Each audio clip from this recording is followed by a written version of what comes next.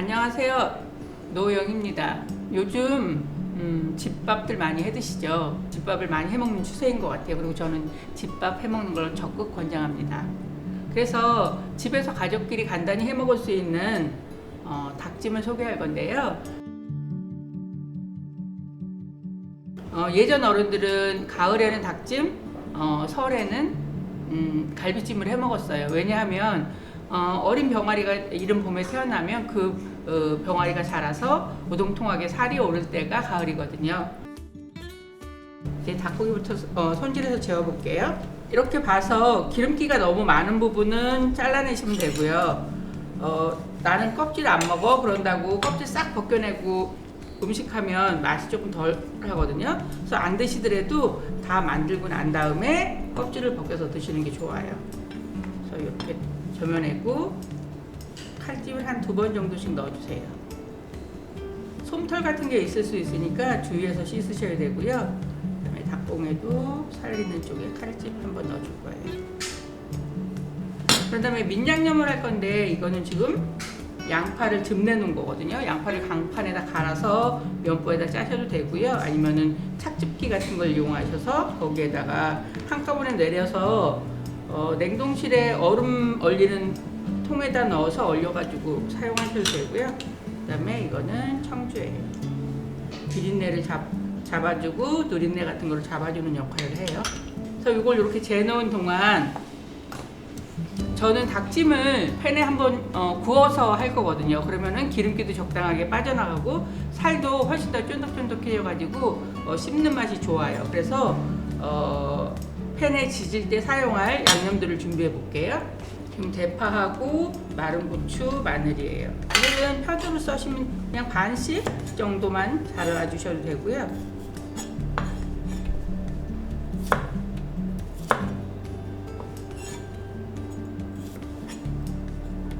대파도 큼직하게 해서 반 잘라주세요. 그 다음에 마른 고추는 잘라서 씨를 털어내 주시는 게 좋아요.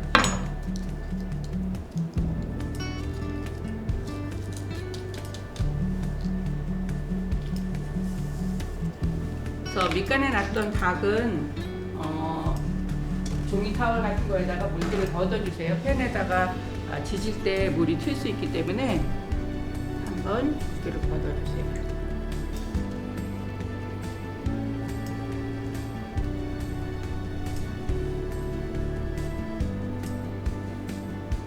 정육만 하는 것보다 이렇게 날개나 닭봉이 같이 들어가면 씹는 맛 차이가 있고요. 그 다음에 담을 때 볼륨감도 생겨서 훨씬 더 좋아요. 물기 걷어주시고요. 프라이팬 달궈서 식용유 조금 넉넉히 두르시고요. 파하고 고추하고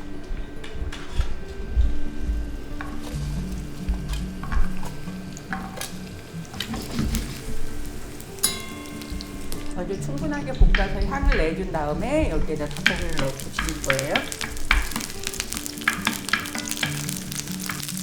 약간 노릇노릇할 때까지 볶아주시다가 닭고기를 넣고 지져주세요.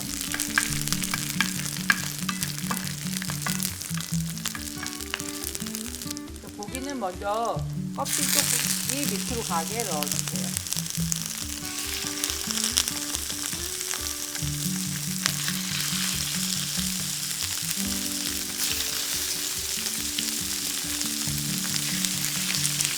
센불보다 한 단계 낮은 거에서 달구셔가지고 사용하시는 게 좋고요. 무리하게 뒤집으려고 하지 말고 이렇게 흔들어 봐서 지금 움직이거든요. 이렇게 됐을 때 뒤집어야지 무리하게 뒤집으려고 하면 밑이 들러붙어요. 이렇게 노릇노릇하게 될 때까지 뒤져주세요.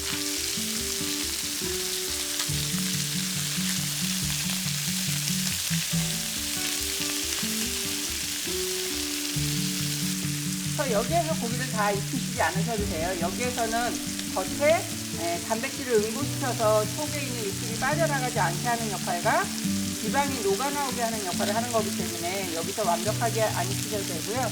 이제 불을 끄고 고기를 건져서 냄비로 옮겨줄 거예요.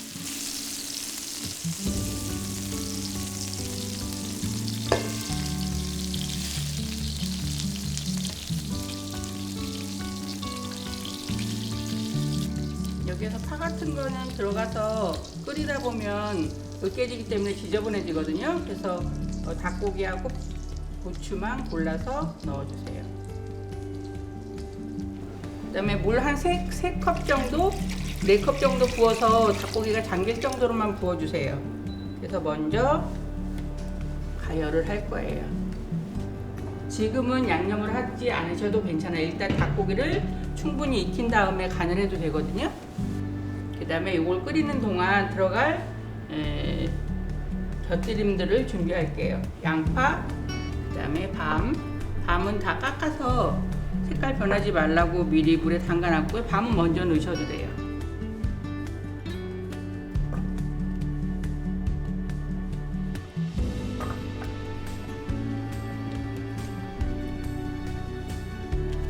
길이로 4등분 해서 꼬치로 고정을 할 거예요. 왜냐하면 이거를 그냥 넣게 되면 이게 다 하나하나 떨어져서 나중에 골라 담으려고 보면은 다 흩어져 있거든요. 그러니까 이렇게 해서 껴놓으시고 밖에서 안으로 끼는 게 아니라 안쪽에서 바깥쪽으로 꽂으셔야 좋아요. 표고버섯을 씻을게요. 하나는 이렇게 여기 주름이 많이 보이게 벌어져 있고 하나는 이렇게 오목하게 싸져 있어요. 이게 더 신선한 거거든요. 이게 날짜가 지나면 이렇게 벌어지게 돼 있어요. 그리고 표고버섯 살 때는 이렇게 만져봐서 단단한 걸 사셔야 신선해요. 그래서 씻으실 때는 절대 물에다가 담그시면 안 되고요. 흐르는 물에 손가락으로 이렇게 싹 돌려가면서 씻어주세요. 그래서 눌러서 굵게 한번 짜주시고요. 이제 표고버섯 손질을 할 텐데요. 표고버섯은 이렇게 세워서 기둥과 함께 이 가장자리를 함께 자를 거예요. 이렇게 깨끗해지게. 이거는 왜 자르냐 하면 요게 이렇게 붙어 있어서 얘가 익으면서 찢어지면서 너덜너덜해지는 게 그게 약간 보기 안 좋아서 이렇게 자를 거고요. 보통 우리가 어디에 가면 이렇게 칼집이 내져 있는 버섯을 볼 수 있죠. 그러니까 새까맣게 졸여지는 것보다 위에 약간 톤이 다른 하나는 짙은 브라운이라면 하나는 여기 간장이 살짝 빼서 옅은 브라운이 되게 이렇게 하고 큰 거는 반을 잘라주세요. 그래서 이렇게 표고버섯까지 준비가 됐고요. 그러면 이거는 버리냐? 버리지 않고 채반이나 이렇게 망 같은 데다가 이렇게 넣으세요. 그리고 요 밑둥도 처음부터 여기를 손질 싹 해서 하면 나중에 쓰실 때 편하거든요. 그러니까 여기 밑둥에 흙이 붙어 있거나 이런 부분을 한번 싹 깎아서 이렇게 해서 말려가지고 나중에 채소 국물 내거나 그럴 때 사용하시면 돼요. 그 다음에 지금 닭고기가 한 15분 정도 끓인 다음에 끓이면서 중간중간 이 거품하고 기름은 걷어 주셔야 돼요. 거름망처럼 생긴 거는 거품 걷는 거거든요. 그래서 되게 거품 걷을 때 우리가 숟가락이나 이런 걸로 하다 보면 육수까지 같이 떠져서 나가기 때문에 이런 고운 거름망 같은 거를 사용하시면 거품 같은 걸 쉽게 걷으실 수 있어요. 그래서 이렇게 걷고 이제 양파하고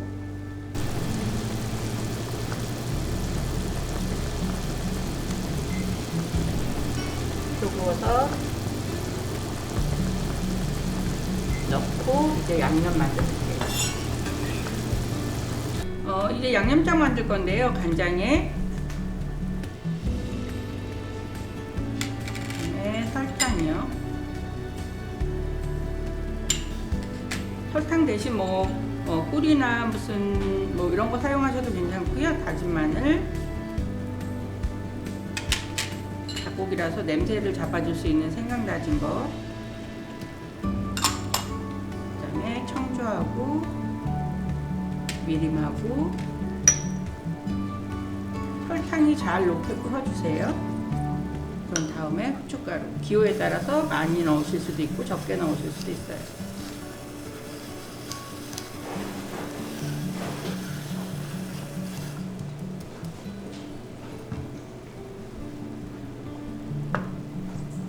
이제 이 양념장을 닭고기하고 양파 표고를 넣고 끓이는 데다 넣고서 한꺼번에 다 부어주시면 돼요.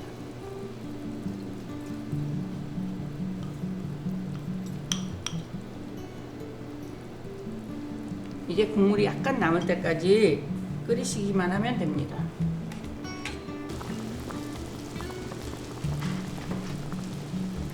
이거는 지금 종이 호일인데요. 이거를 냄비 안으로 들어가게 모양을 만들어서 구멍을 좀 내줄 거예요. 저는 뚜껑을 덮지 않고 그냥 요리를 하거든요. 그래야 냄새도 날아가고 수분도 빨리 졸아들기 때문에 뚜껑이 덮인 것과 같은 역할을 하기 때문에 자꾸 끓어 넘치려고 하는 성질이 있어요. 그래서 국물이 위로 자연스럽게 올라와서 위에 있는 것까지 골고루 간이 잘 배 수 있게 하는 방법 중에 하나예요. 그리고 중간에 이렇게 한번 흔들어 주세요. 그래야지 밑에 바닥에 재료들이 들러붙는 걸 막을 수 있어요. 이렇게 뒤적뒤적하게 되면 재료들이 망가지거든요. 그냥 냄비를 이렇게 흔들어 주면 자연스럽게 밑에 게 이렇게 움직여서 들러붙는 걸 막을 수 있어요. 이제 기다리면 됩니다.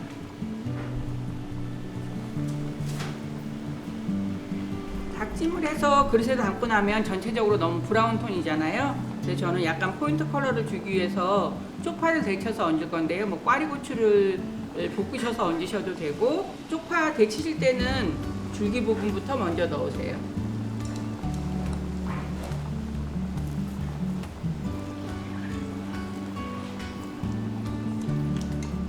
그래서 너무 오래 데치시지 말고 약간 숨이 죽을 정도로 데쳐서 찬물에 헹궈서 물 식혀주시면 되고요. 저는 이걸 어떻게 할 거냐 하면, 혹시 여러분들 파 강회라는 거 드셔보셨는지 모르겠는데, 파를 돌돌돌돌 말아서 초고추장을 곁들여내는 옛날 음식 중에 하나인데요. 저는 오늘 이걸 말아서 곁들임으로 쓸 거예요. 우리가 고명이라고 하는 거는 그 음식을 돋보이게도 하지만 이 음식이 먹던 음식이 아니고 새 음식이라는 걸 의미하기도 하거든요. 우리가 먹기 위해서는 뭔가 위에 있는 거를 섞어야 먹기 때문에, 그래서 이거는 달걀 지단이나 이런 거 대신 고명 역할도 하고요. 음식에 포인트를 주는 역할도 하고, 파 속에 들어있는 물기를 훑어낸 다음에 그 다음에 말아주셔야지 나중에 먹을 때 물이 쭉 나오는 걸 막을 수 있어요.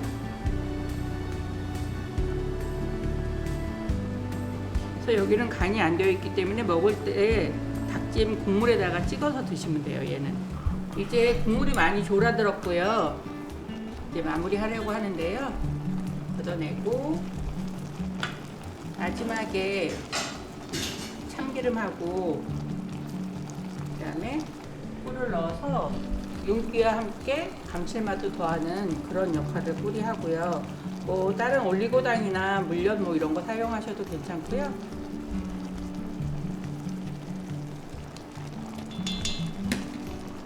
그래서 막 하지 말고 이렇게 흔들어서 섞어주세요. 그래서 냄비를 재료보다 조금 넉넉한 냄비를 쓰시는 게 그런 면에서 좋아요. 이게 다 완성이 되거든요. 그걸 끄고 그릇에 담아볼게요.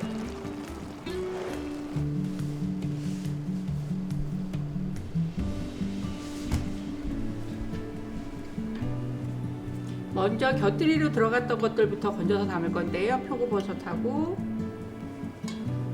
아까 양파 꼬지에다 꽂아서 넣었던 게 어떤지 궁금하시죠?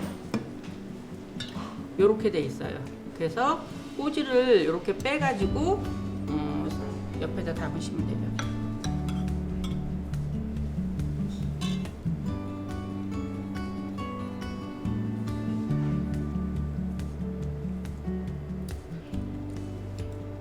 고기는 먹기 좋은 크기로 썰어서 담는 게 좋을 것 같아서 고기는 잘라서 다시 담을게요. 숟가락과 젓가락을 이용하면 더 작게도 자를 수 있거든요. 그렇게 해서 담아주시면 될 것 같아요.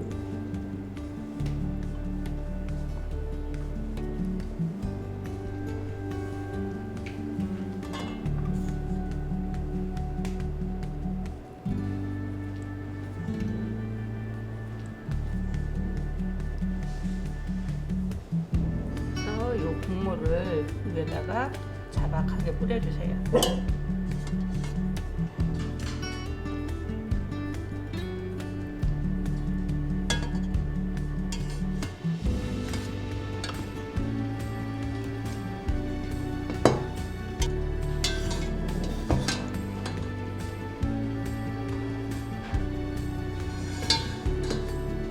그리고 맨 나중에 고명처럼 쪽파 데쳐서 묶어놓은 거를 이렇게 올려줄 거예요.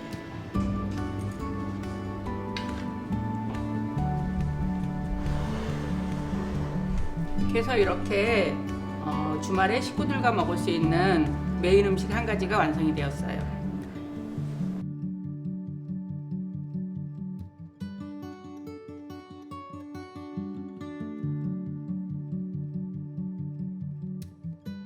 아주 간단한 볶음밥을 만들어 볼 건데요. 찬밥이 있을 때 찬밥을 사용해도 좋고요. 근데 찬밥을 그냥 사용하는 것보다는 따뜻하게 데워서 볶음밥을 해 볶음밥은 더 맛있고요. 마늘하고 기름하고 쪽파, 소금, 후추, 밥 이렇게 해서 할 거예요. 뭐에 곁들임으로 곁들여 먹기에도 좋고요. 진짜 반찬 없을 때 간단한 밑반찬하고 김치랑도 먹을 수 있는 그런 볶음밥이에요. 일단 마늘 얇게 슬라이스 할게요.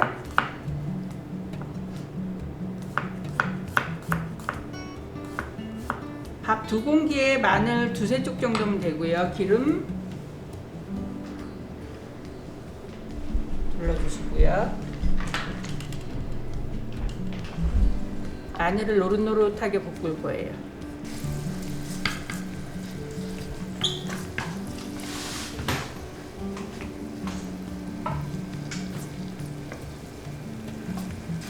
마늘은 노릇노릇해지기 시작하면 금방 타거든요. 그래서 그때 얼른 불을 낮추거나 아니면 밥을 넣고 밥 위로 얹으시는 게 좋아요.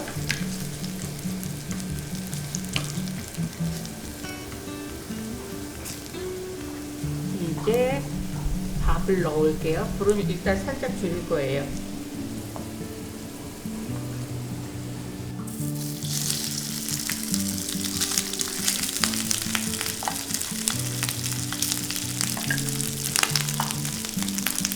밥을 넣고는 주걱을 세워서 이렇게 섞어주세요.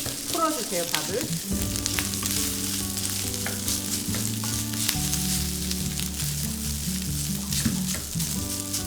밥알이 뭉쳐있지 않고 알알이 떨어져야 그 사이사이로 기름이랑 마늘향이랑 들어가서 훨씬 더 맛있는 볶음밥이 돼요.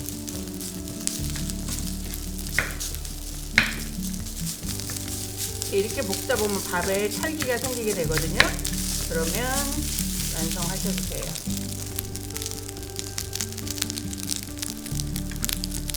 조금 넣어주시고요.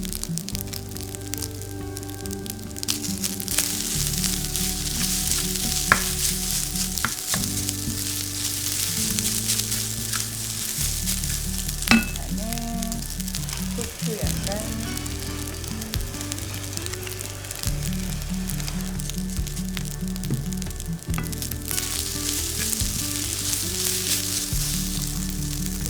파송송.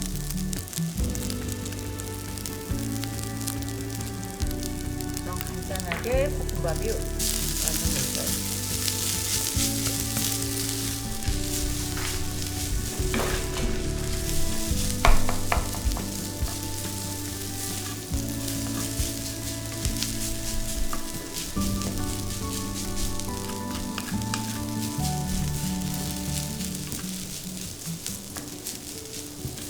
이제 그릇에 담아 볼게요.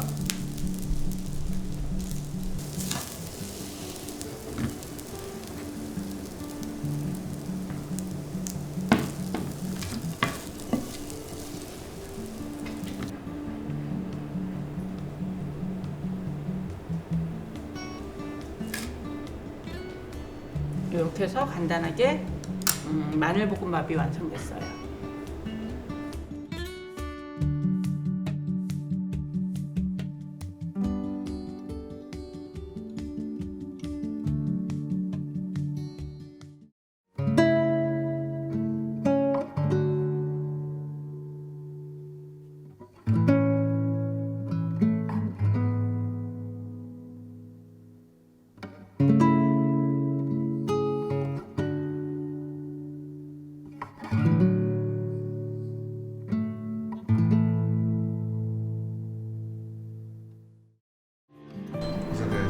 수고하셨습니다. 잘 먹겠습니다. 맛있어 진짜. 건강한 느낌 같이 와서 좋을 것 같아요. 네, 원래 닭껍질 별로 좋아하지 않는데 어우 전혀 느끼한 거 하나 없이 맛있네요 진짜. 약간 참기름 조금 들어간 게 약간 아 그쵸 신의 한 정도. 밸런스 잘 잡아주고. 닭 조림이랑 이게 먹으면 느끼할 수 있다 생각을 그렇죠, 했는데 느끼할 수 있죠. 근데 이게 마늘 향이 나니까 확실히 깔끔해야 돼.